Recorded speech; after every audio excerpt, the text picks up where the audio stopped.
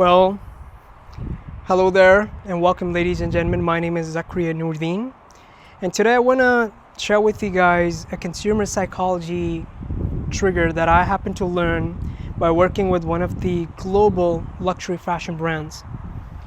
And this is what I learned, and I'm going to be sharing my experience. So what I understood is people don't buy based on logic, people buy based on psychology. Now bear with me, what do you mean by psychology?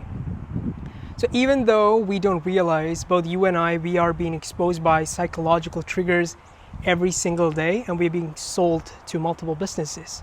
And I'm not villainizing anybody, I'm just putting out there. And even though we realize sometimes that, I am being exposed to this tactic, we still comply and we still fall for it back to back. And back then when I was working for this particular luxury brand, I didn't realize how easily human psychology can be used to change people's perception on decision making. So what I understood is when we are exposed to psychological triggers, we as humans, our brains are made for efficiency. And our brain are not gonna analyze each and every decision we're gonna take logically. We very much rely on shortcuts. And these shortcuts are called as cognitive biases and heuristics, which means we take shortcuts to get our choices done faster. And this is something we have been doing as human evolutionary wise for a couple of decades. And we used to do this back then for survival, but this also makes us a lot more predictable and easily influenceable. So let me tell you a small story. Back when I was 2 years ago, I walked into one of the global luxury fashion brands, Coach. If you guys don't know what Coach is, they are a fashion-based luxury brand that is specifically providing very high-end leather quality bags. So now I walked into that store 2 years ago, and I was a student back then, And when I walked into the store, I went to the manager directly. I was well dressed. I went to the manager. I still remember I was a little bit skeptical when I was walking in because I had nothing to offer. I went to the manager with a clean slate with nothing to offer, and I told her, hey, this is what I am looking for. I was wondering if you guys have an opening for a sales position. And she realized that I had no prior experience by the way I was talking, and she could understand my intellectual level when it came to sales.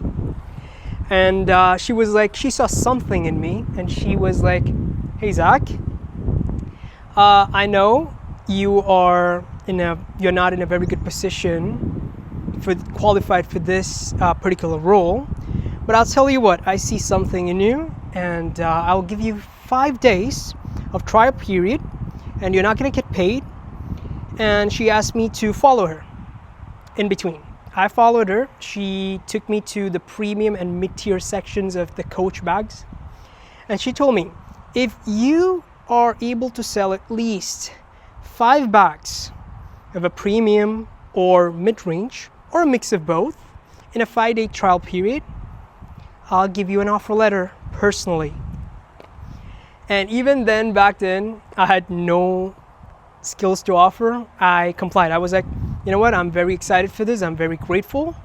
Back in my mind, even though I know I had nothing to offer, I still have one thing that I consider myself as a superpower. I love psychology, and psychology was something that I was passionate about all my life. I love how consumer psychology works. And I said, okay, I accept the challenge. And I went on to the next day. And the thing with consumer psychology was I always had this learned theoretically, but nothing to offer practically. I have no practical skills or no practical experience of using and initiating this psychological triggers. I was like, you know what? I have nothing to offer. Let me just leverage something I'm good at and see how it goes. So I still remember the first day when I walked in, I asked one of my co-associates, what do you think I should be doing? I mean, you guys are better than me at sales, so do you have any recommendations? Even though all of them told me to go sell the mid-tier first before showing the high-end, because that's gonna create some kind of a complacency, because they're not gonna think, oh, these are too expensive, this is out of my budget.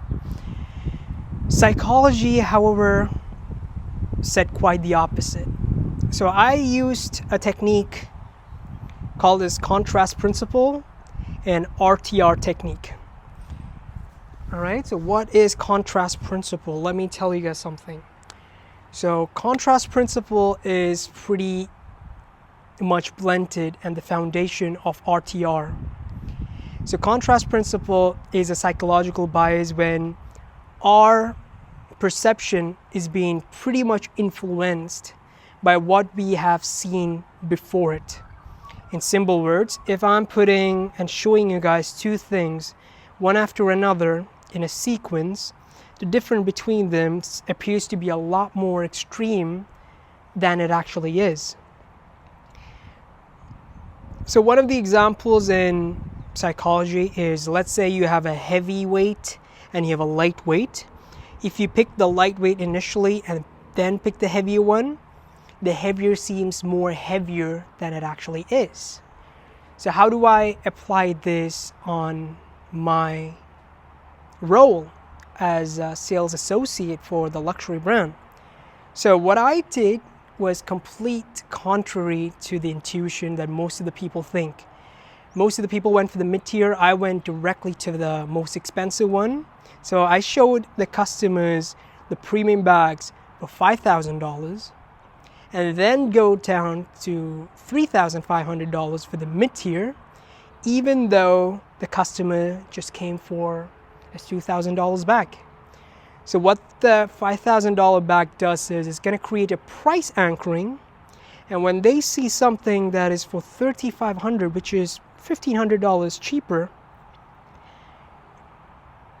they see it to be a lot more cheaper than it actually is. That's what contrast principle does.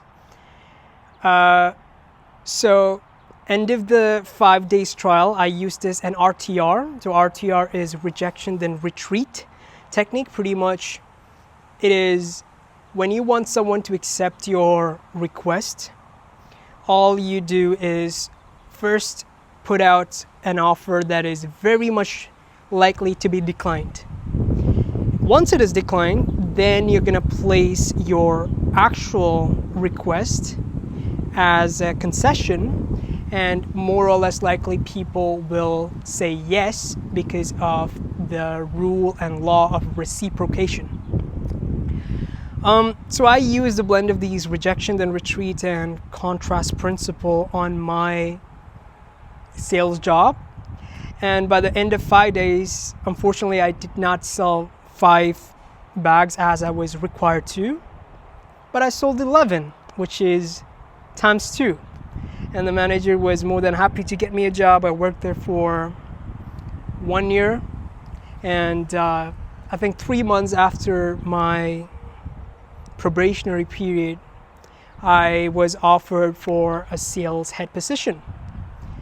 And today I want to share with you guys how you can use the same consumer psychology, these small triggers, onto your business. So, and before I move forward, I just want to put out there that I don't consider myself as a guru. I have nothing to sell you. I'm no coaching or courses, nothing like that. I'm just a person. I'm a 23-year-old guy who has happened to see the beautiful thing that psychology can bring into marketing and e-commerce businesses as well. So I would like to see myself more also like a guide or navigator. And I just want to say I have got my consumer psychology driven marketing agency from point A to point B like that. And all I do is I just help people get from point A to point B like this without having to go through that learning curve that I went through. And that's it. So let me tell you how you guys can use these contrast principle for your personalized business, yeah? So, for example, I'm taking an example of a personalized supplement industry and e-commerce businesses, right? So let's say you have a premium bundle and you have a single product. Premium bundle, $2.99, single product, $79, yeah? And what our strategy is to first show the premium bundle first. Once rejected, then you retreat to the individual product. So people are gonna feel like it's a steal and they are more than complied to buy from you. Let me give you a more specific example. Let's say you're working in a supplement industry for gut health, yeah? For a gut health supplement, you're gonna have a premium bundle, which is gonna be $299, which has prebiotics, probiotics, and vitamins. If they happen to purchase it, it's good. If they reject it, then you're gonna retreat it to the single product of just a probiotic. And the beautiful thing about this contrast principle and rejection then retreat is that you can upsell and cross-sell relatively very much easier, because a person psychologically who has committed for a big purchase, more or less most of the time, 99% of the time, the small add-ons and singular purchases are pretty much negligible. So you can increase the total AOV, which is the average order value. For the people that don't know, AOV is a metric that is used to measure how much a person purchases on average per purchase.